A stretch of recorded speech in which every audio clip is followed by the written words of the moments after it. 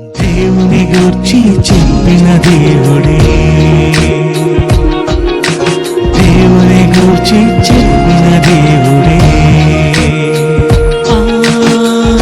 తన కొరకు ఆనాడు చెప్పాడు యేసే గదా, తన కొరకు ప్రతిరోజు చెప్పాలి నీవే గదా.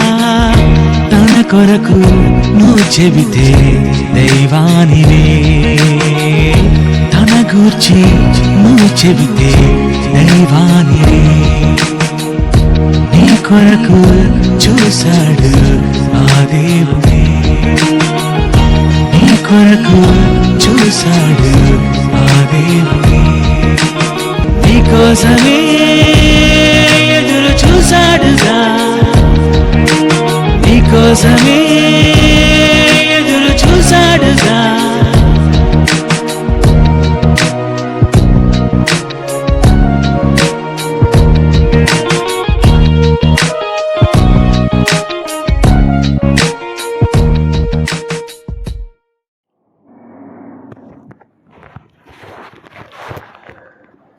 ఈ రాత్రికాల సమయంలో దేవుడి సన్నిధిలో హాజరైనటువంటి నాతోటి సహోదరులకు సోదరీమణులందరికీ మన ప్రభు అయిన యేసుక్రీస్తు వారి పేరట శుభవందనాలు తెలియజేస్తూ ఉన్నానండి. ఈరోజు మనం యొప్తా అనేటటువంటి న్యాయాధిపతి గురించి నేర్చుకుందామండి. మీ అందరికీ బాగా తెలిసే ఉండొచ్చు, ఎందుకంటే ఇతను ఒక న్యాయాధిపతి. మొత్తం న్యాయాధిపతులు ఎంతమంది అండి? 15 మంది న్యాయాధిపతులు. 15 మంది న్యాయాధిపతుల్లో ఈ యొప్తా 9వ వాడండి.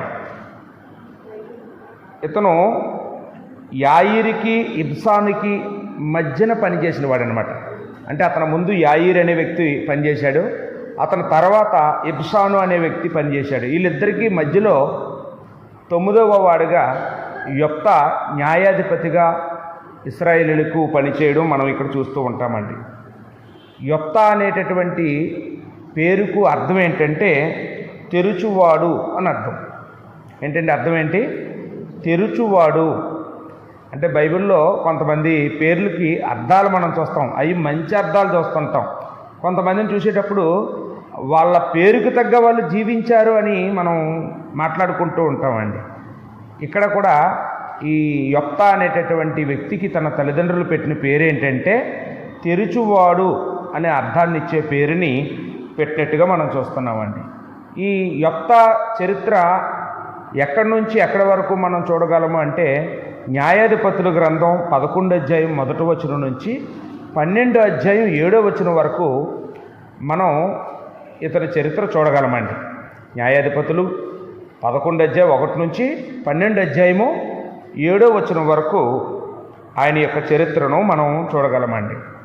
ఈయన తండ్రి పేరు మనం చదివినప్పుడు గిలాదు అని అక్కడ మనం 11వ అధ్యాయంలో చూస్తాం. అలాగే అతని తల్లి గురించి కూడా రాయబడింది 1వ వచనంలోనే. అతని తల్లట ఒక వేశ్య కుటుంబానికి చెందినటువంటిదిగా మనం చూస్తామండి.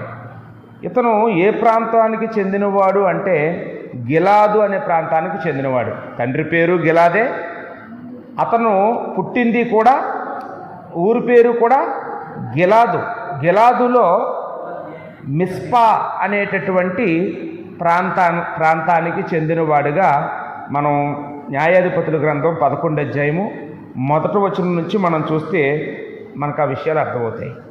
అయితే వరుడు చదువుదామని ఉంది, కానీ మనకి ఇచ్చింది అరగంట కనుక ఒక వ్యక్తి బయోగ్రఫీ మొత్తం చెప్పుకోవాలంటే అరగంట సరిపోదు.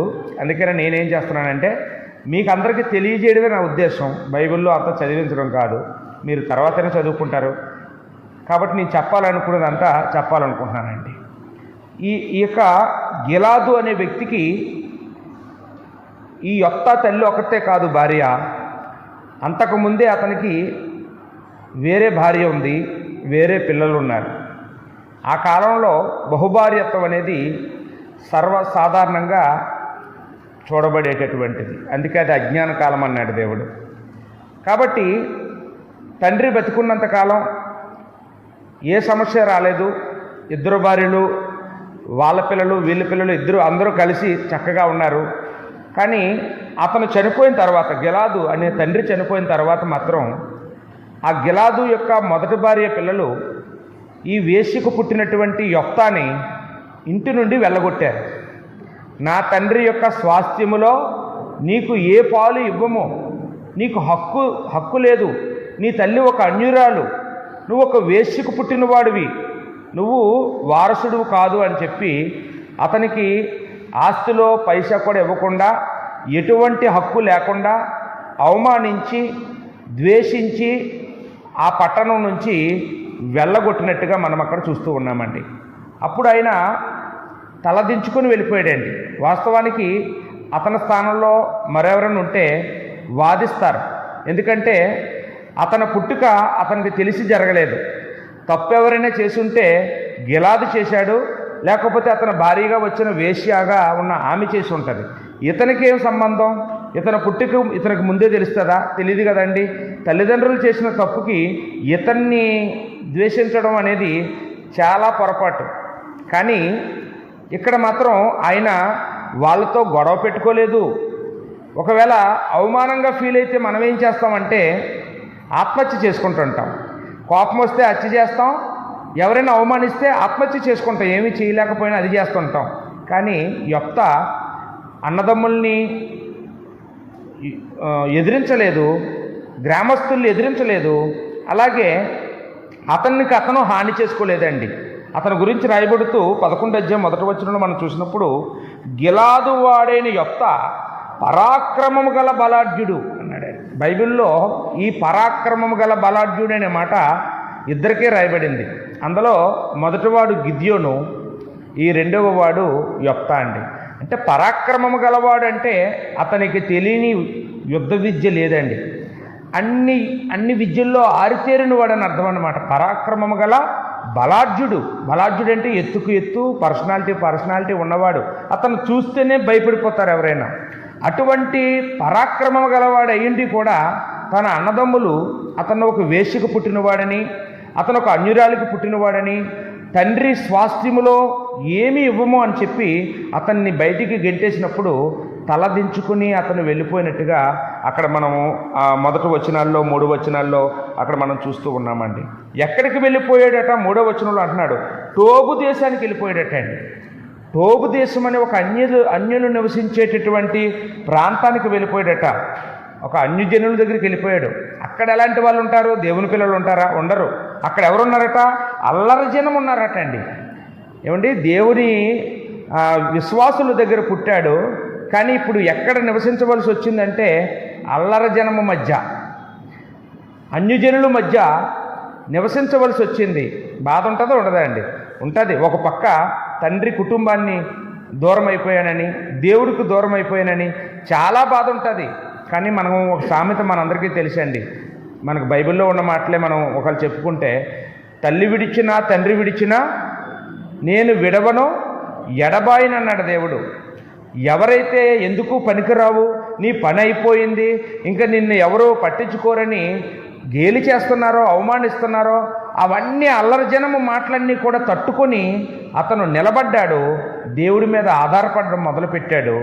దేవుడు అతనికి మరలా మంచి రోజులను, మళ్ళీ మంచి స్థితిని అతనికి ఇచ్చినట్లుగా ఇక్కడ మనం చూస్తూ ఉన్నాం. 4వ వచనంలో ఎలా ప్రారంభమవుతుందంటే, కొంతకాలమైన తరువాత అన్నాడండి. అంటే కొంతకాలం కష్టాలు ఉంటాయా ఎవరికైనా? ఎలాంటి వాళ్ళకైనా ఉంటాయండి. సమస్యలు రావా అండి? మంచి వాళ్ళకి సమస్యలు రావా? మంచి వాళ్ళకి శ్రమలు రావా? ఇబ్బందులు రావా? అవమానాలు రావా? అంటే అందరికీ వస్తాయి. ఎవరు మినహాయింపు లేదండి, అందరికీ వస్తాయి. కానీ కొంతకాలమైన తర్వాత దేవుడు జోక్యం చేసుకుంటాడు. ఎవరు ఊహించని రీతిగా, ఎవరు ఆశించిన రీతిగా దేవుడు తన ప్రభావాన్ని మన మీద కుమ్మరిస్తాడని ఇక్కడ మనం ఈ యొప్తా జీవితాన్ని బట్టి మనం నేర్చుకోగలమండి. ఏం జరిగింది చూడండి. కొంతకాలమైన తరువాత అమ్మోనీయులు ఇశ్రాయేలులతో యుద్ధము చేయగా, అమ్మోనీయులు అంటే ఎవరు? లోతు యొక్క కుమార్తె సంతానం, చిన్న కూతురు సంతానం అమ్మోనీయులు. ఈ అమ్మోనీయులు ఇశ్రాయేలీయుల మీదకి దండయాత్ర చేశారట. అంటే ఎవరు ఎప్పుడైనా ఇశ్రాయేలు మీదకి ఎవరైనా దండయాత్ర చేస్తున్నారు అంటే దాని వెనక ఎవరున్నారు అంటే దేవుడు ఉన్నాడండి. దేవుడే శత్రువుల్ని రేపుతూ ఉంటాడు. ఎందుకు రేపుతుంటాడు అంటే దేవుణ్ణి మర్చిపోయినప్పుడు. ఇశ్రాయేలీయులు ఎప్పుడైతే దేవుణ్ణి మర్చిపోయి దేవుణ్ణి విసర్జించారో అప్పుడు దేవుడు వారికి బుద్ధి రప్పించడానికి అన్యజనులు వారి మీదకి పంపిస్తూ ఉన్నాడనమాట. అప్పుడు వీళ్ళందరికీ కూడా జ్ఞానోదయం అయిందటండి. జ్ఞానోదయం అయ్యి 6వ వచనంలో గిలాదు పెద్దలు టోగు దేశము నుండి యొప్తాను రప్పించుటకు పోయి ఎక్కడికి వచ్చారండి? గిలాదు పెద్దలు టోగు దేశానికి వచ్చారంట. ఎందుకు వచ్చారు? యొప్తాను చూసిపోవడానిక? కాదండి. శత్రువులు వచ్చి ఊరి మీద పడిపోతున్నారు. వాళ్ళతో యుద్ధం చేయగలిగే మగాడు మన దేశంలో ఎవరూ లేరు. నువ్వైతే పరాక్రమశాలి గల బలాఢ్యుడివి. నిన్ను అనవసరంగా దూరం చేసుకున్నావు. బాబు ఏమనుకోకుండా గతంలో జరిగినవి పట్టించుకోకుండా నువ్వు మాత్రం మరలా మన దేశానికి నువ్వు రావాలి అని పిలవడానికి వాళ్ళు వచ్చారు. అప్పుడు యొప్తా అంటాడు 7వ వచనంలో, మీరు నా యందు పగపట్టి నా తండ్రి ఇంటి నుండి నన్ను తోలివేసితిరే. ఇప్పుడు మీకు కలిగిన శ్రమలో మీరు నా ఎద్దుకు రానేలా? ఏంటి కొంతమంది ఏం చేస్తారండి? అందితే జుత్తు అందకపోతే కాళ్ళు. ఇక్కడ ఈ గిలాదు పెద్దలు ఆ రోజు అన్నదమ్ములందరూ అతన్ని అవమానించి ఊరు నుంచి తరిమేసినప్పుడు వేశ్యకుమారుడా అన్యురాలు కుమారుడా అని మాట్లాడినప్పుడు ఈ పెద్దలు ఎవరైనా వచ్చారండి యొప్తా పక్షంగా? ఎవరూ రాలేదు. కానీ ఈరోజు వాళ్ళకంటూ ఏదో కష్టాలు వచ్చేటప్పటికి వాళ్ళకి ఏదో శ్రమలు రాగానే మళ్ళీ ఎవరు మంచోడైపోయాడండి? ఇప్పుడు మొన్నటిదాకా చాలా చెడ్డోడంట యొప్తా, ఇప్పుడు మాత్రం చాలా మంచోడట, చాలా గొప్పోడంట. మనుషులు మారిపోతారా? పరిస్థితులు బట్టి మారిపోతుంటారండి. మనుషులు దేన్ని చూస్తారంటే ఎవరు సహాయం చేస్తే వాళ్ళే మంచోళ్ళు, ఎవరు సహాయం చేయకపోతే వాళ్ళు చెడ్డోళ్ళు. పెడితే పెళ్లి కోరుతారు, పెట్టకపోతే చావు కోరుతారనే మాటలు మనం లోకంలో కూడా చూస్తూ ఉంటామండి. ఇక్కడ కూడా అక్షరాలది జరిగింది. కానీ యొప్తా చాలా మంచోడండి.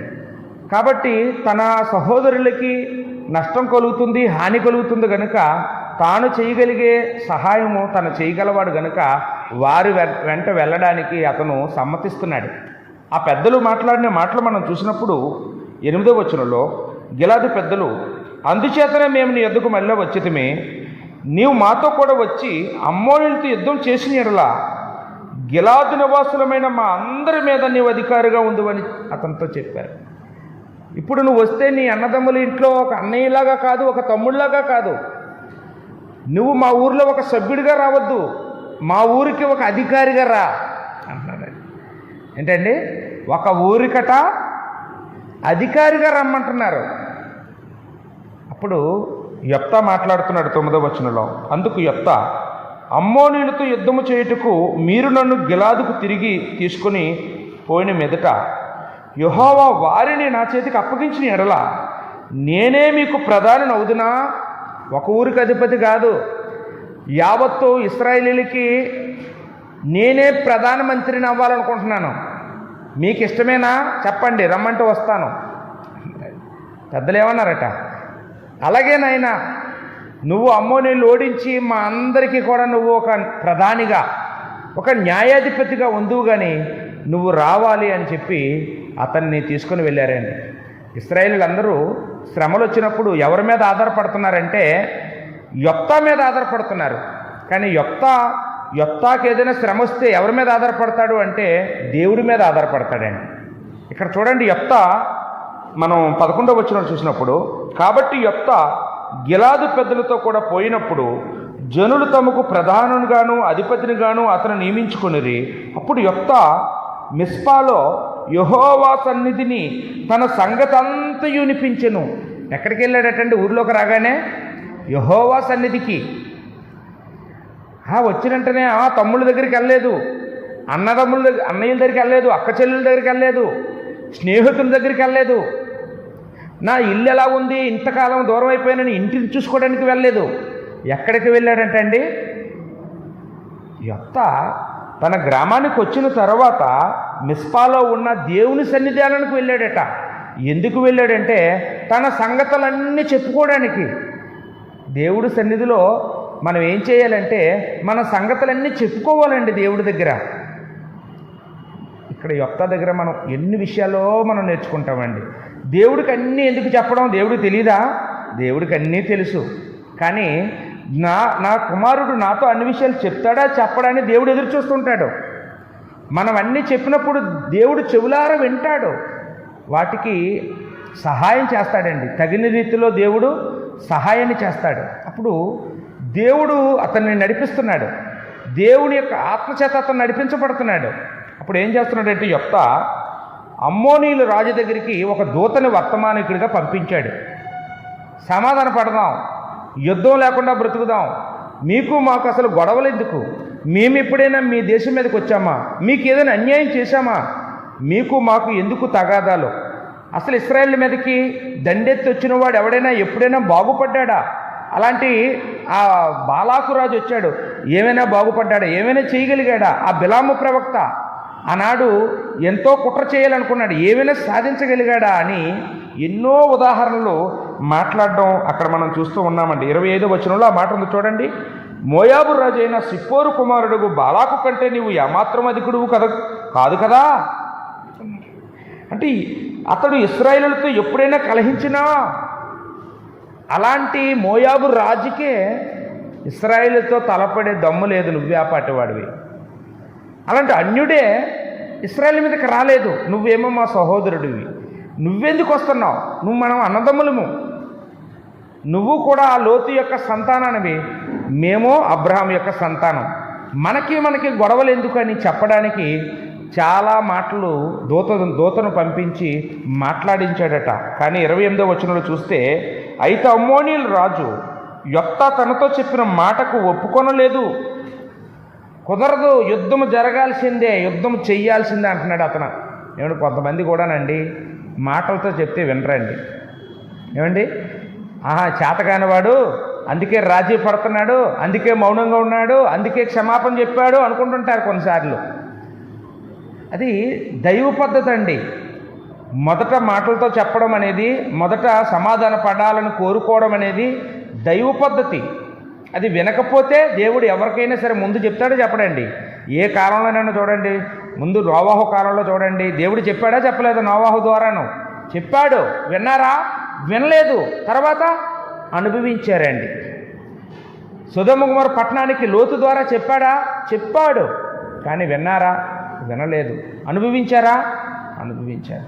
ఏ కాలంలోనైనా చూడండి, దేవుడు ఎప్పుడు కూడా ముందు సమాధానకరమైనటువంటి సువార్తను వినిపిస్తాడో, వినకపోతే నష్టపోయేది ఎవరంటే మనమే. ఇక్కడ కూడా అదే జరిగిందండి. దేవుడు చెప్పించాడు యొప్తా ద్వారా, కానీ వాళ్ళు వినలేదు. అప్పుడు వెంటనే దేవుడు యెహోవా ఆత్మని యొప్తా మీదకి రప్పించాడండి. 29వ వచనంలో యెహోవా ఆత్మ యొప్తా మీదకి రాగా అతడు గిలాదులోను మనష్షేలోను సంచరించుచు గిలాదు మిస్సేలో సంచరించి గిలాదు మిస్పే నుండి అమ్మోనీయుల యొద్దకు సాగెను. అప్పటి నుండి ఆ ప్రాంతాలన్నీ ఒకటి చేసి ఆ ప్రాంతంలో ఉండే మనుషులందరినీ కూడా అమ్మోనీయుల మీదకి యుద్ధానికి బయలుదేరించాడట యొప్తా. అందరినీ ఏకం చేశాడు యొప్తా. అయితే యుద్ధానికి వెళ్ళే ముందు ఆయన భక్తిపరుడండి. ముందుగా దేవుడితో ప్రార్థన చేసుకుంటాడు. ఆ ప్రార్థనలో దేవుడికి ఎన్నో మొక్కులు మొక్కుకుంటాడు. ఇది మంచి లక్షణం అండి. భక్తిపరుడు ఎప్పుడు కూడా ఏదైనా పని ప్రారంభించే ముందు ప్రార్థన చేసుకుని ప్రారంభిస్తాడు. ఆ ప్రార్థనలో కూడా తండ్రి నువ్వు నాకు ఈ సహాయం చేస్తే నేను నీకు ఇది చేస్తాను తండ్రి అని దేవుడితో ఒప్పందం కుదుర్చుకుంటాడండి. ఎప్పుడైనా అలాంటి అనుభవాలు ఉన్నాయి మనకి?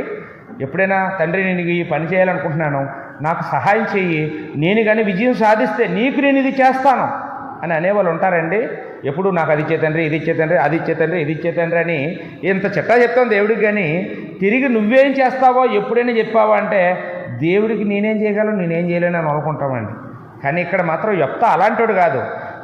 నేను కనుక అమ్మోనీయులతో యుద్ధము గెలిచి క్షేమంగా నా ఇంటికి కనుక తిరిగి వస్తే నా గుమ్మంలో నుండి ఏది ఎదురొస్తుందో దానిని యెహోవాకు ప్రతిష్ఠిస్తాను, అంతేకాకుండా దహన బలిని నేను అర్పిస్తాను అని మాట్లాడాడండి. ఇది ఇప్పటికీ కూడా ఒక వివాదాస్పదం అయిపోయింది. చాలామంది ఈ యొప్తాలో ఉండే మంచినంతటిని పక్కన పెట్టేసి ఈ మాటను పట్టుకొని యొప్తా ఒక తెలివి తక్కువ వాడని, ఏమండి ముందు చూపు లేనివాడని, తెలివి తక్కువగా మొక్కుకున్నాడని, అందుకే అతను చాలా కష్టాలు పడ్డాడని అనుకుంటూ ఉంటారండి. యొప్తా మీద ఎవరున్నారండి? యెహోవా ఆత్మ ఉంది అండి. యెహోవా ఆత్మచేత నడిపించబడేవాడు తెలివి తక్కువ మాట్లాడుతాడా? చెప్పండి, ఒక మాట చెప్పండి అమ్మా. ఇప్పుడు మనమే చెప్తాం, ఒక వ్యక్తి వాక్యం విని బాప్తిసం పొందిన తర్వాత అతను ఏది చేసినా క్రమంగా చేస్తాడా, అక్రమంగా చేస్తాడా? ఏమండి, క్రమంగా చేస్తాడు. లోకంలో ఉండేవాడు ఏది చేసినా అక్రమంగా చేస్తాడు. క్రైస్తవుడు ఏది చేసినా వాక్యానుసారంగా చేస్తాడు. ఒకవేళ కొన్ని సందర్భాల్లో ఎక్కడైనా ఒకవేళ చిక్కుకున్నా కానీ దాని వెనక కూడా దేవుని సంకల్పం ఏదో ఉంటుందండి. అతను ఏ నిర్ణయం తీసుకున్నా దాని వెనకాతల దేవుడి సంకల్పం ఉంటుంది. దేవుడు తనను వాడుకొని ఆ పని చేస్తూ ఉంటాడు. యొప్తా కుమార్తె విషయంలో కూడా దేవునికి ఏదో సంకల్పం ఉంది. ఆ సంకల్పం నెరవేర్చుకోవడానికి, ఈ ప్రపంచానికి ఆమె గొప్పతనాన్ని తెలియజేయడానికి దేవుడు యొప్తా ద్వారా ఆ మొక్కుకునేటట్లుగా మనం చూస్తూ ఉన్నామండి. సరే, యుద్ధంలో గెలుపొందాడట. యుద్ధంలో గెలిచి ఇంటికి వచ్చిన తర్వాత అక్కడ మనం చూసినప్పుడు యొప్తా మరి ఇంటికి వచ్చినగానే తన కూతురు ఎదురుగా వచ్చిందట అండి. అతనికి ఆమె తప్ప మగ సంతానం కానీ ఆడ సంతానం కానీ లేదటండి. ఏకైక కుమార్తె అటండి. యొప్తాకి ఒక్కగానొక్క కుమార్తె ఆమె. కాబట్టి తన కుమార్తెను పట్టుకొని అతను ఏడవడం అనేది మనం ఇక్కడ చూస్తూ ఉన్నామండి. ఎన్నో వచనమండి? 35లో మనం ఆ సంగతి చూస్తామండి. అంటే ఎందుకు ఏడుస్తున్నాడు అంటే ఆ కుమార్తెని బలిగా అర్పించేయడానికి ఏడుస్తున్నాడు అనుకుంటారు కొంతమంది. వాస్తవానికి మనం ఇక్కడ చూసినప్పుడు తన కుమార్తెని యొప్తా బలిగా అర్పించాడని బైబిల్లో ఎక్కడ లేదు. అసలు దేవుడు నరబలి కోరుకుంటాడా అనేది ముందుగా మనకు తెలియాలండి. ఏ కాలంలోనైనా దేవుడు నరబలిని అడిగాడా అంటే మనకు ఒక దగ్గర కనపడతాడండి. ఎక్కడండి? అబ్రహాము దగ్గర కనపడతాడు. ఆదికాండంలో మనం 21వ అధ్యాయము 1 నుంచి 14 వచనాలు చూసినప్పుడు దేవుడు అబ్రహాముకు ప్రత్యక్షమై, నీవు ప్రేమించు ఇస్సాకును, నీ ఒక్కగానొక్క కుమారుడిని నాకు మోరియా కొండ మీద తీసుకొచ్చి బలిగా అర్పించు అని చెప్పాడు. అబ్రహాం 3 రోజులు ప్రయాణం చేసి ఆ మోరియా కొండ మీదకి తీసుకెళ్ళి తన కుమారుడిని కట్టెల మీద పడుకోబెట్టి కత్తి ఎత్తి నరికేయడానికి సిద్ధపడినప్పుడు, అబ్రహాము ఆగు, నువ్వు నీ ఒక్కగానొక్క కుమారుడిని నువ్వు ప్రేమించి ఇస్సాకును నాకు వెనుక తీయలేదని నేను ఎరుగుదును అని చెప్పి, నీ కుమారుని బలివ్వద్దు, అదిగో ఆ పొట్టేల్ని బలివ్వు అన్నాడండి. అంటే ఎందుకు అబ్రహాముని ఆ మాట బలిమ్మని అడిగాడంటే అబ్రహాముని పరిశోధించడానికి తప్ప దేవుడు ఏ కాలంలోనూ కూడా నరబలిని కోరుకోలేదు అనే సంగతి ఇక్కడ మనం ఆలోచన చేయాలండి. అంటే బైబిల్లో ఎవరు నరబలులు ఇచ్చారు అంటే అన్యులు బలిచ్చారండి. ఇతర దేవతలకి అన్యజనులు బలిచ్చినట్టుగా బైబిల్లో మనము చాలా చూస్తూ ఉన్నాం. ద్వితీయోపదేశకాండము 12వ అధ్యాయము 31వ వచనంలో మనం చూసినప్పుడు, ద్వితీయోపదేశకాండం 12:31లో నరబలట యెహోవాకు హేయము అనే మాట మనం అక్కడ చూస్తూ ఉన్నామండి. నరబలి దేవుడికి ఇష్టముండదు. దేవుడు ఏ కాలంలోనూ కూడా నరబలిని కోరుకోలేదు అనేది ఇక్కడ మనం చూస్తూ ఉన్నాం. బైబిల్ చరిత్రలో ఎంతోమందిని మనం చూస్తుంటాం. మరి చాలామంది మోయాబీయులు, అమ్మోనీయులు, ఫిలిస్తీయులు వీళ్ళు ఏం చేస్తారంటే తమ పుట్టిన పిల్లలను ఆ మొలేకు దేవతలకు అర్పించడం మనం చూస్తూ ఉంటాం. కానీ దేవుడు అలాగ మీరు చెయ్యకూడదు అని ఆ ద్వితీయోపదేశకాండం 12వ అధ్యాయము 31వ వచనంలో చెప్పడం అనేది ఇక్కడ మనము స్పష్టంగా చూస్తూ ఉన్నామండి. మరి ఏం చేశాడు? తన కుమార్తెను పట్టుకుని ఏం చేశాడంటే తన కుమార్తెకి వచ్చిన వెంటనే పట్టుకొని అతను తన కౌగిలించుకొని ఏడవడం అనేది మనం ఇక్కడ చూస్తూ ఉన్నామండి. 35వ వచనంలో చూసాం కదండి. కాబట్టి అతడు ఆమెను చూచి తన బట్టలను చింపుకొని, అయ్యో నా కుమారి, నీవు నన్ను బహుగా కృంగజేసితివి, నీవు నన్ను తలడింపజేయువారిలో ఒకటివై ఉన్నావు. నేను యెహోవాకు మాట ఇచ్చున్నాను గనుక వెనుక తీయలేననగా. ఏంటండి, మాట ఇస్తే తప్పలేడటండి తండ్రి. భక్తిపరుడండి. ఈరోజు మాటిచ్చి తప్పిపోయిన వాళ్ళు ఎంతమంది లేరండి. చాలామంది చూడండి, ఉద్రేకంలో మాటిస్తుంటారు, ఆవేశంలో మాటిస్తుంటారు.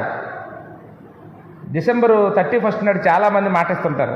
ఈ సంవత్సరంలో బైబిల్ చదివేస్తానండి, ఆ నెల చదువుతారు. జనవరి మాసం పోగానే మళ్ళీ ఈ బైబిల్ చదివేస్తానన్న మాటే మర్చిపోతుంటారు. ఆ డిసెంబర్ 31న మేము ఈ సంవత్సరం అంతా కుటుంబ ప్రార్థన మోకాళ్ళు వేసి చేసేస్తామండి అంటారండి. ఆ ఒక్కరోజు 2 రోజులు 3 రోజులు చేస్తారండి, తర్వాత స్టాప్ అయిపోతుంటారు. చాలామంది ఈ సంవత్సరంలో నేను వారానికి 2 రోజులు ఉపవాసం ఉంటానండి అంటారు. ఏదో ఫంక్షన్ తగిలితే ఉపవాసం భంగం అయిపోద్ది. ఎన్నో మనం మాట్లాడడం. కొంతమంది చెప్తూ ఉంటారు, నాకు కానీ ఈ రోగం కానీ బాగా అయిపోయిందంటే సేవకు వచ్చేస్తాను, నేను ఇంకా సువార్త పనికి వచ్చేస్తాను అంటాడండి. ఇంకో కొంతమంది అంటారు, అసలు నేను పెళ్ళే చేసుకోను అంటాడండి. 10 మంది వచ్చి బతిమలాడు కానీ పెళ్లి చేసేసుకుంటాడు. ఇలాగ మాటలు ఇవ్వడము, మాట తప్పుకోవడం అనే వాళ్ళని మనం చాలామందిని చూస్తూ ఉంటాం. కానీ ఇక్కడ యొప్తా క్యారెక్టర్ ఏంటండి?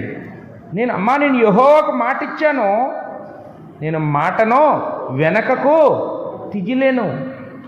రాజకీయ నాయకులు మాటిస్తారండి, ఎలక్షన్కు ముందు ఎన్నో మాటలు ఇస్తారండి, తర్వాత కుదరలేదండి అనుకున్నాం, మరి కరోనా వచ్చింది, లేకపోతే అది నాకు ఇది బడ్జెట్ లేదు, వచ్చేసారి మళ్ళీ గెలిపించండి, ఈసారి మాత్రం గ్యారెంటీగా చేస్తామంటారు. కానీ ఎంతమంది మాట మీద నిలబడగలుగుతుంటారండి? మాట ఇవ్వడం అనేది ఆవేశంతో ఇస్తుంటారు, ఆలోచనతో ఇవ్వరు. బైబిల్లో ఒక ఆయన అలాగే ఆవేశంతో మాట ఇచ్చాడండి. 1 సమూయేలు గ్రంథంలో 14:24 సౌలు మనకి ఆవేశంతో ప్రమాణం చేశాడండి. ఒకసారి ఒక సందర్భంలో యుద్ధానికి వెళ్తాడు. అయితే యుద్ధాన్ని జయించడానికి సైనికులందరితో ఒక ప్రమాణం చేయించుకుంటాడు. ఏమనంటే, ఈరోజు సాయంత్రం వరకు మనం ఎవరైనా కూడా భోజనాలు చేయొద్దు, ఎవరైనా ఆహారం ముట్టుకున్నారా వాళ్ళు చంపేస్తాను, కాబట్టి మీరందరూ కూడా ఆహారం మానేసి యుద్ధం చేయాలని ప్రమాణం చేయిస్తాడండి అందరి చేతను. దేవుడితోడే ఉండాలి, కానీ తిండి మానేస్తే యుద్ధం బాగా గెలుస్తారా చెప్పండి? తిండి తింటే బాగా పనిచేస్తారా, తినకుండా యుద్ధానికి వెళ్తే బాగా గెలుస్తారా? ఆహారం మానేస్తే ఎవరైనా నీరసించిపోతారు. కానీ మరి అతను ఏదో ఉద్రేకం అనమాట, ఉద్రేకం. దేవుడు చెప్పలేదు అతనికి, యెహోవా ఆత్మచేత లేడు అతను. దేవుడు విడిచిపెట్టేస్తే ఎలాంటి ఆలోచనలు ఎన్నో వస్తుంటాయండి, అనవసరమైన ఆలోచనలు, పనికిమాలని ఆలోచనలు. అప్పుడు ఏం చేశాడు? సైనికులు ఎవరిని తిండి తినొద్దన్నాడు. ఒక అడవిలో వాళ్ళందరూ కూడా శత్రువులతో జయించడానికి అడవిలో దాక్కుంటున్నారు. అప్పుడట ఒక తేనెపట్టు చెట్టు నుండి దారలాగా కారిపోతుంది, కాలవంట. తేనెపట్టు కాలువ కనపడిందట అక్కడ. తేనెపట్టు అనగానే అందరికీ నోరులు చిన్న చిన్న చమలిస్తుంటాయి కదండి.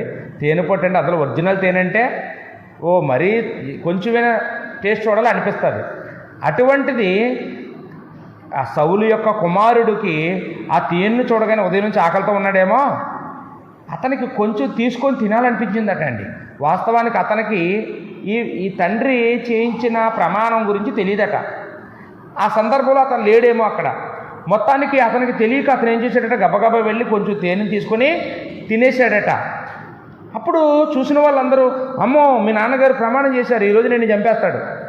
సౌలు గారు వచ్చి అతన్ని చంపేస్తానని తయారయ్యాడు. అప్పుడు అందరూ దెబ్బలాడారులేండి, నరబలి దేవుడికి ఇవ్వకూడదని ఆగిపోయాడు. కొడుకుని చంపుకోకూడదని దెబ్బలాడితే ఆగిపోయాడండి సౌలు. కానీ మాట ఇవ్వడం అనేది అసాధారణంగా చాలామంది మాటిస్తూ ఉంటారు, మాట తప్పిపోతూ ఉంటారు. అసలు ఎందుకు ఇవ్వాలి మాట? బైబిల్లో మనం కొన్ని మాటలు చూస్తూ ఉంటామండి. ప్రసంగి గ్రంథంలో 5వ అధ్యాయం 4వ వచనంలో మనం చూసినప్పుడు, మనమట దేవుడికి ఏదైనా మొక్కుకుంటేనట ఆ మొక్కుబడినట ఆలస్యం చేయకూడదు అన్నాడండి. ఏమంటే మొక్కుకుంటే ఏం చేయాలమ్మా? వెంటనే చెల్లించాలి, కానీ చిన్న అవసరం ఉంది, అవసరం తీరిపోయాక అప్పుడు ఇంకో డబ్బులు వస్తాయి, ఆ డబ్బులు వచ్చినప్పుడు చేద్దాంలే అనకూడదండి. దేవుడికి ఎప్పుడు చేద్దామనుకున్నామో, ఏ డబ్బులతో చేద్దామనుకున్నామో ఆ డబ్బులతోనే దేవుడికి మొక్కుకున్నదాన్ని నెరవేర్చాలి. కానీ ఇంతకంటే పెద్ద అమౌంట్ వస్తుంది వచ్చే నెలలో అప్పుడు చేద్దామని వాయిదాలు వేయకూడదు అన్నాడు. అందుకని అక్కడ ఇంకో మాట అన్నాడు 5వ వచనంలో, ప్రసంగి 5:5 ఏమన్నాడండి సొలొమోను? మొక్కుకొని చెల్లింపకుండుట కంటే మొక్కుకోకుండా ఉండడమే మంచిది అన్నాడండి. మొక్కుకొని వాయిదాలు వేసే కంటే మొక్కుకోకుండా ఉండడము చాలా మంచిది అని చెప్పాడండి. అంటే ఈరోజుకి కూడా అనేక సందర్భాల్లో మనం మొక్కుకుంటుంటాం. మొక్కుకున్న మొక్కుల్ని ఏం చేస్తామండి, మనం అడ్జస్ట్ అవ్వమంటాం దేవుడిని, కొంచెం అడ్జస్ట్ అవ్వండి, ఈ చిన్న అవకాశం చూసుకోండి, తర్వాత మాత్రం నేను బాగా చేసేస్తాను, ఈ ఒక్కసారికి మాత్రం ఇలా చేయండి. అది తప్పండి. దేవుడు అలాంటి దాన్ని దేవుడు అంగీకరించడు. సామెతలు గ్రంథంలో 20:25 కూడా ఆ మాట చూడండి. సామెతలు 20:25 ఒకవేళ ఎవరైనా దేవుడికి మొక్కుకొని అది చెల్లించకపోతేనట ఆ మనిషికి అది ఉరి అవుతుంది అన్నాడండి. ఉరి, నీ ఉరి నువ్వే సిద్ధం చేసుకున్నావు. ఎందుకు సిద్ధం చేసుకున్నావు?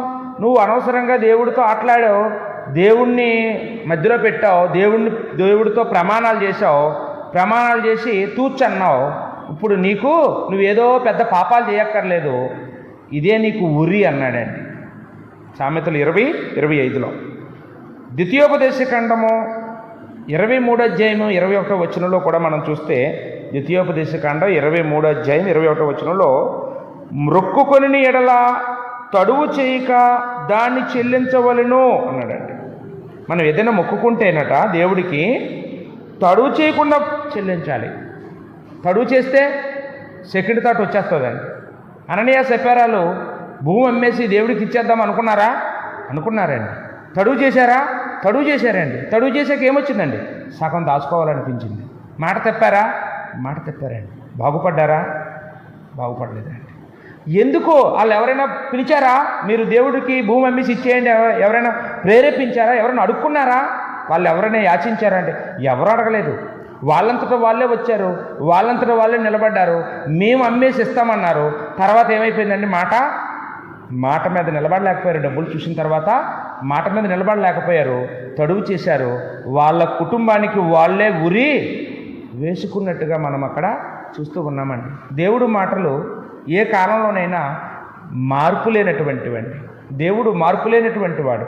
దేవుడు మన దగ్గరకు వచ్చి నన్ను చూసి మొక్కుకోండి, నా దగ్గరగా వచ్చి అడగండి, నేను అది ఇస్తానని చెప్పండి అని ఎప్పుడైనా దేవుడు ఎవరితోనని చెప్పాడంటే ఎవరితోనే అలాగా అడుక్కోలేదండి దేవుడు. కానీ మనుషులు ఉద్రేకాన్ని బట్టి, ఆవేశాన్ని బట్టి మొక్కుకుంటూ ఉంటారు, ఆ మొక్కులు నెరవేర్చకుండా ఉంటారు. కానీ ఇక్కడ చూస్తున్నప్పుడు ఈయన యొప్తా మాత్రం ఆవేశంతో మొక్కుకున్నాడా, ఆలోచనతో మొక్కుకున్నాడంటే అతను యెహోవా ఆత్మచేత ప్రేరేపించబడిన వాడే ఆలోచనతో మొక్కుకున్నాడు. ఆలోచనతో మొక్కుకొని కూడా ఏమైనా మొక్కుకున్నాడంటే నాకు నా ఇంట్లో నుంచి ఏది ఎదురొస్తుందో దాన్ని ప్రతిష్ఠిస్తానన్నాడండి. అంటే ప్రతిష్ఠించడం అంటే ఏంటి? మనందరికీ తెలుసు. ఇశ్రాయేలుకు ఒక ఆజ్ఞ దేవుడు జారీ చేశాడు. అంటే ఆ ఐగుప్తులో ఉన్నప్పుడు తొలుచూలు సంతానాన్ని దేవుడు కాపాడాడు. ఇశ్రాయేలు సంతానాన్ని ఐగుప్తీయులందరినీ చంపేశాడు. తొలుచూలు సంతానాన్ని, పశువుల్ని, మనుషుల్ని.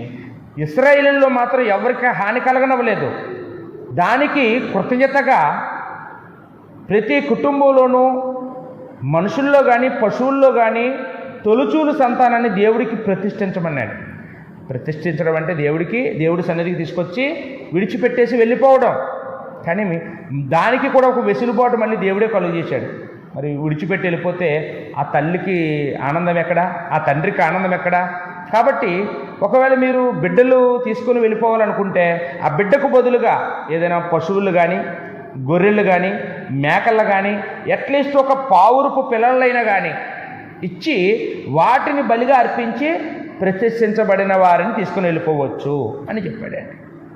అంటే వీటిల్లో కూడా, ఈ బలిగా ఇచ్చిన వాటిలో కూడా పవిత్రమైన జంతువులు ఇవ్వాలి, అపవిత్రమైనవి కాదు.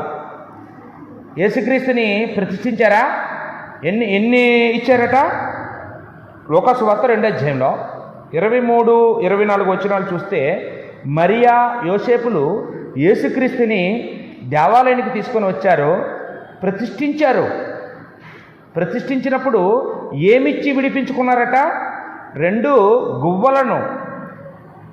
గువ్వలను బదులుగా ఇచ్చి యేసుక్రీస్తు వారిని విడిపించుకున్నట్లుగా మనం ఇక్కడ చూస్తూ ఉన్నామండి. అంటే మనుషుల్నేమో ప్రతిష్ఠిస్తారో, వేటిని బలిచ్చారండి? గువ్వలను బలిచ్చారండి. ఇక్కడ మనకి ఈ న్యాయాధిపతుల గ్రంథంలో ఆయన ప్రార్థన చేసుకున్నప్పుడు లేదా ఆయన మొక్కుకున్నప్పుడు ఒక మాట మనం కీలకంగా ఆలోచించాలి. మరియు అన్నాడండి, నా ఇంటి నుంచి ఏది ఎదురుగా వస్తుందో ఆ వచ్చిన దానిని ప్రతిష్ఠిస్తానో మరియు బలిగా అర్పిస్తాను అన్నాడండి. మరియు అంటే లేదా అని అర్థమండి. ఏంటంటే ట్రాన్స్లేటర్లో లేక అంటాం కదండి, మనం ఏదైనా మాట్లాడినప్పుడు డబ్బులేని ఇస్తాను లేకపోతే వస్తువులేని ఇస్తాను అంటాం కదండి. అలాగా ఇక్కడ ప్రతిష్ఠిస్తాను మనుషులు వస్తే, ఒకవేళ ఏవైనా పశువులు వస్తే బలిగా అర్పిస్తాను అండి. అదండి ఆయన చెప్పినటువంటి వాగ్దానం. అప్పుడు తన కుమార్తెకి చెప్పాడు, కుమార్తెకి బాధతో చెప్పాడు, ఏడుస్తూ చెప్పాడు, నన్ను కృంగదీశావు అన్నాడు. ఎందుకన్నాడండి ఆ మాటలో? అంటే ఏ ఆడపిల్లకైనా యవన కాలంలోకి వచ్చిన పిల్లలకు ముఖ్యంగా పెళ్లి చేసుకోవాలని, పిల్లలు కనాలని, ఒక ఇంటి దాన్ని అవ్వాలని, ఫలానా వ్యక్తిని చేసుకోవాలని ఉంటుందా ఉండదండి? ఉండదండి? చెప్పండి. ఆడపిల్లల దగ్గరికి వెళ్ళండి, అమ్మ ఈ డ్రెస్సే వేసుకోండి అంటే వేసుకుంటారా? నాకు నచ్చింది వేసుకుంటాను అంటారు. ఏమండి, నాకు నచ్చిన గాజులే కావాలి, నాకు నచ్చిన రిబ్బన్లే కావాలి అంటారు కదండి. ఆడపిల్లలు ముఖ్యంగా ఎక్కువగా ప్రయారిటీ ఇస్తారు ఎవరండి? అమ్మ నాన్న చెప్పినవే చేసుకునే వాళ్ళు ఎంతమంది నాకు చెప్పండి, ఉన్నారు అక్కడక్కడ. కానీ ఎక్కువ మంది వాళ్ళకి నచ్చాలి. కానీ ఇక్కడ యెఫ్తా కూతురు, నాన్న నువ్వు ఏడవద్దు, యెహోవాకు మాట ఇచ్చావా, నువ్వు మాట ఇచ్చిన చొప్పునే నువ్వు నెరవేర్చు, అయితే నాకు ఒక 2 నెలలు గడువు, ఆ కొండ మీదకి వెళ్ళి నా చెలికత్తెలతో పాటు నా కన్యాత్వం గురించి దేవుడికి ప్రార్థన చేసుకుంటాను, మరలా తిరిగి నేను నీ దగ్గరికి వస్తాను అని తండ్రితో మాట ఇచ్చిందండి. 2 నెలలట ఈ కన్యాత్వం గురించి దేవుడికి ప్రార్థన చేసుకుంటుందట. ఎందుకంటే నేను నా జీవితకాలం అంతా కన్యగా ఉండాలని నువ్వు నిర్ణయించుకున్నావు తండ్రి, నీ మందిరంలో సేవ చేయాలని నిర్ణయించుకున్నావు, మరి నేను తగినదాన్నో కాదో, మరి నేను నా జీవితకాలం అంతా కన్యగా ఉండాలంటే నాకు అందుకు కావలసినటువంటి శక్తి కావాలి, సామర్థ్యం కావాలి. ఎంతోమంది శోధిస్తారు, ఎంతోమంది మమ్మల్ని పడేయాలని చూస్తారు. కనుక నేను ఆ శోధనలో పడిపోకుండా ఉండాలంటే, శోధన జయించాలంటే నాకు కావలసిన నిగ్రహ శక్తి కావాలని దేవుణ్ణట వేడుకోవడానికి ఎన్ని నెలలండి? 2 నెలలు. యేసుక్రీస్తు వారు కూడా బాప్తిసం పొందిన వెంటనే 40 దినాలు ఉపవాసం ఉన్నారటండి. 40 దినాలు ఎందుకు ఉపవాసం ఉండాలంటే సాతాను శోధనలో పడిపోకుండా ఉండడానికి, శక్తి కోసం. ఈమె కూడా ఆ శక్తి కోసం దేవుడి దగ్గరికి ఆ కొండెక్కి ఏకాంతంగా ప్రార్థన చేసుకొని ఆ శక్తిని సంపాదించుకుని మరలా తండ్రి దగ్గరికి వచ్చిందండి. ఏమండి, ఈరోజు ఎవరైనా ఎంతమంది వస్తారండి అలాగా? మళ్ళీ రిటర్న్ రావడమే. ఏమండి, ఇంకా అట్నుంచి అటు కనపడరండి వాళ్ళు. కానీ ఇక్కడ యెఫ్తా కూతురు ఎంత మాట మీద నిలబడని చూడండి. తండ్రి మాట తప్పని తండ్రి, పిల్లలు కూడా ఎలాంటి వాళ్ళండి? మాట తప్పని పిల్లలు. తండ్రి మాట ఇచ్చాడంటే కూతురు మాట ఇచ్చినట్టే, తండ్రి మాట ఇస్తే కొడుకు మాట ఇచ్చినట్టే. అదండి క్రైస్తవ కుటుంబం అంటే. తండ్రి మాట వేరు, కొడుకు మాట వేరు. నన్ను అడిగిచ్చావా అన్నదండి, నాకు చెప్పిచ్చావా అన్నదా? మరలా వచ్చిందట అండి, మరలా వచ్చి ఆ తండ్రి దగ్గరికి వచ్చి, నాన్న నేను రెడీ, నువ్వు ఏమైతే అనుకున్నావో అది నువ్వు చెయ్యొచ్చు ఇప్పుడు అని తండ్రి దగ్గరికి వచ్చినట్టుగా మనం ఇక్కడ చూస్తూ ఉన్నాం. అప్పుడు తండ్రి ఏం చేసి ఉంటాడండి? అలాగ చేశాడు అనే మాట ఉంది. ఏం చేశాడండి? 39వ వచనం. ఆ 2 నెలల అంతమున ఆమె తన తండ్రి యొద్దకు తిరిగి రాగా అతడు తాను మొక్కుకున్న మొక్కుబడి చొప్పున ఆమెకు చేసెను. అంటే ఏం చేశాడు? దేవాలయానికి తీసుకెళ్ళి ప్రతిష్ఠించేశాడు. బలి ఇచ్చేశాడా?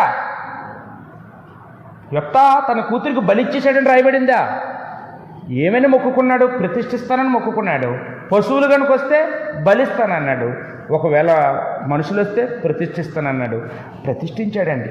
అందుకని అక్కడ మాట్లాడుతున్నాడు, ప్రతి సంవత్సరమున ఇశ్రాయేలీయుల కుమార్తెలు 4 దినములు గిలాదు దేశస్థుడైన యెఫ్తా కుమార్తెలను ప్రసిద్ధి చేయుటకద్దు అన్నాడండి. అంటే ఆమెట బ్రతికినంత కాలం కూడా మరి ఆమె కన్యగా ఉండి దేవుడి సన్నిధిలో సేవ చేసింది. ఇదేంటండి ఆడవాళ్ళు సేవ చేయడం ఏంటండి, ఆడవాళ్ళు ఎక్కడైనా ఉన్నారు ఏంటండి అనుకుంటారేమో మీరు. ఆడవాళ్ళు కూడా దేవుని సేవ చేశారని బైబిల్ చెప్తుందండి. ఒకసారి చూడండి, నిర్గమకాండం 38 అధ్యాయము 8వ వచనం. నిర్గమకాండం 38:8లో స్త్రీలు దేవుడి సేవ చేసినట్టుగా మనం చూస్తామండి.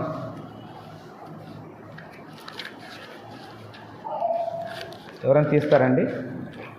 నిర్గమకాండం 38 అధ్యాయము 8వ వచనం. అతడు ప్రత్యక్షపు గుడారం యొక్క ద్వారమున సేవింపవచ్చిన సేవకురాండ్రు అంటే ఎవరు?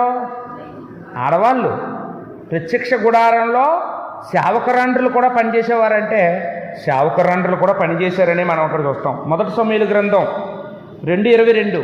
మొదటి సమూయేలు 2:22.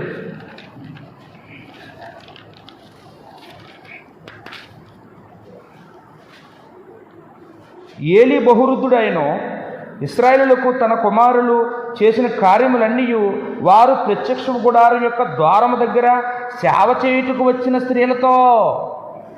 సేవ చేయడానికి స్త్రీలు వచ్చేవారా? ప్రత్యక్ష గుడారంలో సేవ చేయడానికి వచ్చేవారు. స్త్రీలు సేవ చేస్తారా ఏంటి? ఇప్పుడు చేయలేదు ఏంటండి, అంతవరకు ఎందుకండి? పరిచర్య చేస్తున్నారు. ఎవరు చేస్తున్నారండి? మీ అనకాపల్లి సంఘంలో మగవాళ్ళు చేస్తున్నారా, ఆడవాళ్ళు చేస్తున్నారా? సంఘంలో పరిచర్య ఎవరు చేయట్లేదా అండి? మగవాళ్ళు చేస్తున్నారా? ఆడవాళ్ళు ఎవరు తుడవరండి, గచ్చుకు తడిగొట్టు పెట్టరా? మగవాళ్ళు అంటున్నారండి. ఆడవాళ్ళేనండి. అంటే ఇక్కడ సేవ చేయడానికి విడిచిపెట్టేశాడు తన కూతుర్ని. కూతురు ఎంత గొప్పదో చూడండి. తండ్రి మాట ఇస్తే కూతురు యవ్వన కాలంలో తండ్రి మాటకి గౌరవించి తన యవ్వన కాలాన్ని త్యాగం చేసుకొని దేవుడి పనికి అంకితమైపోయిందండి. మాట అంటే మాట, మాట అంటే మాట. ఈరోజు ఎంతమంది పిల్లలు తల్లిదండ్రులని మాట నిలబెడుతున్నారండి. అని మన పాల్బాబు గారు చూడండి, వాళ్ళ నాన్నగారు మాట ఇచ్చారు, ఇక ఇదంతా జరగాలి, సువార్త సేవ ఇలా జరగాలి, ఇంతమందిని మనం ఆహ్వానించాలి, ఈ మీటింగ్లు ఇలా జరగాలి, ఇదిగో ఈ స్కూల్ ఇలా జరగాలి అని తండ్రి అభిష్టం కొడుకు నెరవేరుస్తున్నాడు లేదండి? నెరవేరుస్తున్నాడు. అది చాలా కష్టం, చాలా భారం. మనం అనుకున్నంత తేలిక కాదండి తండ్రి మాట నెరవేర్చడం అనేది. తండ్రి మాటని ఎదిరించడం చాలా తేలిక, కానీ తండ్రి మాటని గైకొనడం అనేది చాలా కష్టం. కొన్ని ఆశలు చంపుకోవాలి, కొన్ని కోరికలు చంపుకోవాలి, కొన్ని ఇష్టాలు చంపుకోవాలి, కొన్ని ఇష్టం ఉండకపోయినా చెయ్యాలి తండ్రి కోసం, తల్లి కోసం. యెఫ్తా కుమార్తె దగ్గర మనం ఎన్ని నేర్చుకుంటామండి. ఆ తండ్రికి తగ్గ కుమార్తెలాగా మనకి కనపడుతుందండి. ఒకప్పుడు యెఫ్తా ఊరు నుంచి తరిమివేయబడినవాడు. అవమానాలు ఏమండి, తృణీకారాలు, వేసి కొడుకన్నారు, అన్యురాలు కొడుకన్నారు, పనికిరాదన్నారు, ఆస్తిలో వాట ఇవ్వమన్నారు, పొమ్మన్నారు. కానీ దేవుడు ఈ జీరోలాగా ఉన్న యెఫ్తాని ఈ దేవుడి మీద ఆధారపడ్డాడు కనుక ఏం చేశాడమ్మా? హీరోని చేశాడండి. హీరోని చేశాడు. ఏనాటికైనా సత్యం గెలుస్తుందండి. ఏనాటికైనా దేవుడి మీద ఆధారపడిన వారిని దేవుడు నిలబెడతాడు అని ఈ పాఠం ద్వారా మనం నేర్చుకుంటూ ఉంటామండి.